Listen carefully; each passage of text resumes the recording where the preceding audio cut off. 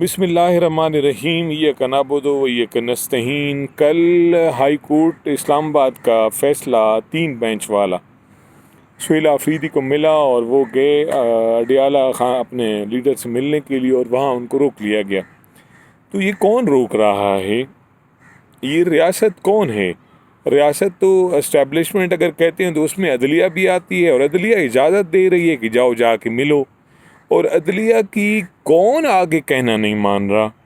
وہ کون لوگ ہیں جن کو میرے اور آپ کے ٹیکس سے سیلری ملتی ہے؟ مطلب وہ ہمارے نوکر ہیں، اور وہ مالکوں کو روک رہے ہیں۔ یار یہ کمال نہیں ہوگی پاکستانیوں، یہ آپ کی بندوق ہے، آپ کی گاڑی ہے، آپ کی ورزی ہے، آپ کے ٹینک ہیں، آپ کا سارا کچھ ہے، کیونکہ آپ کے ٹیکس سے وہ لے کر یہ ساری چیزیں بنائی گئی ہیں۔ اور وہ بندوقیں ہماری طرف، حالانکہ اس کو بنایا اس لیے گیا کہ آپ لوگوں کا ڈیفنس کریں گی۔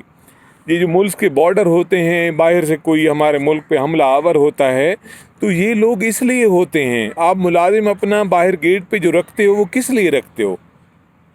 اس لیے رکھتے ہو نا کہ باہر سے کوئی آفت، کوئی مصیبت یا کوئی ایسا معاملہ ہو تو وہ اس کو روکے، نہ کہ وہ مجھے ہی گولیاں مارنا شروع کر دے۔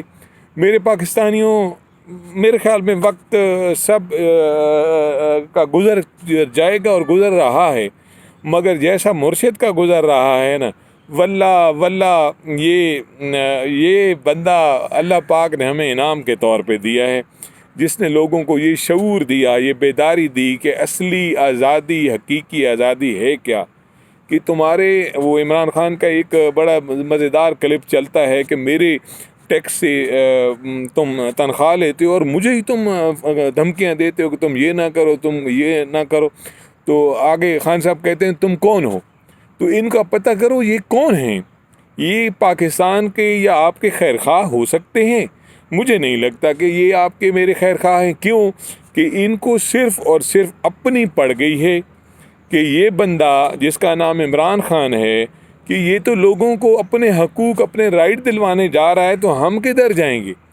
اب یہاں رولا جھگڑا اس بات کا ہو گیا ہے پاکستان میں کہ جو قابضین لوگ تھے یا جو اس کو 78 سال سے اپنی مرضی اور خوف سے چلا رہے تھے، تو وہ اس جگہ آ گئے ہیں کہ اگر یہ ہم سے ملک لیتا ہے تو ہم کہاں جائیں گے۔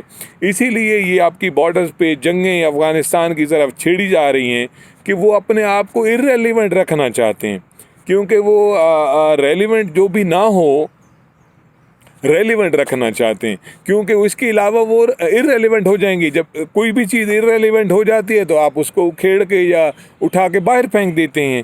اب یہ پوری لابی آپ دیکھ لو تو آپ کو سمجھ آ گئی ہوگی کہ عمران خان مرشد نے اصل ایک پرچہ میں بہت عرصے سے کہہ رہا ہوں کہ عمران خان پہ ہونا چاہیے، کیونکہ اس نے مولویوں کو، استادوں کو، ملوں کو، جان بازوں کو، قول و فعل کے تضاد والوں کو، سب کو ننگا کر دیے۔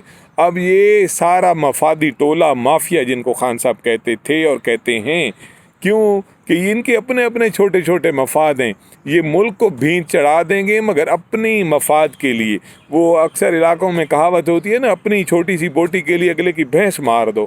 تو یہ اب اس جگہ پہ آئے ہوئے ہیں، اور میرے پاکستانیوں، میں تو صرف اتنا کہوں گا ایز اے پاکستانی لو محبت کرنے والا کہ آپ ہوش آپ لوگوں کو آ چکی، شعور آپ لوگوں کو آ چکی۔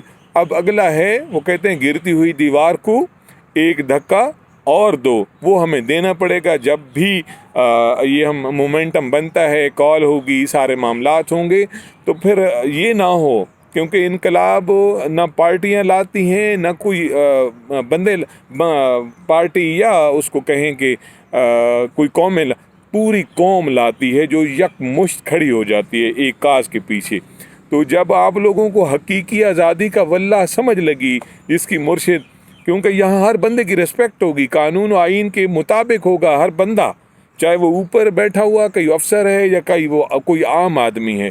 تو جب آپ کو اس کا حقیقی آزادی کا مزہ آیا تو خدا کی قسم مرشد کو لوگ سجدے کرے گی کہ یار یہ پہلے ہی عظیم آدمی تھا، اس نے ہمیں پھر ایک جیسے بندہ وہ ہے نا قدرت کی طرف سے خدا کا انعام کہ فَبِأَيِّ آلَاءِ رَبِّكُمَا تُكَذِّبَانِ، کہ تم رب کی کون کون سی نعمتوں کو جھٹلاؤ گے۔ تو عمران خان میں آپ کو بہت ساری اللہ کی نعمتیں نظر آئیں گی کہ یار یہ بندہ، یار اس بندے نے ہمیں یہ سکھایا، اس بندے نے ہمیں یہ دیا، اس بندے نے ہمیں کاٹ دیا، اس نے ہمیں آپس میں جوڑ کے رکھا، پاکستان سے محبت سکھائی، خود تکلیفات گزاریں۔ تو انشاءاللہ ہم اچھائی کی طرف بڑھیں گے، مگر پھر میں کہہ رہا ہوں کہ جب ہمیں کال دی جائے تو سب کو باہر آنا چاہیے۔ پاکستان زندہ باد، عمران خان زندہ باد۔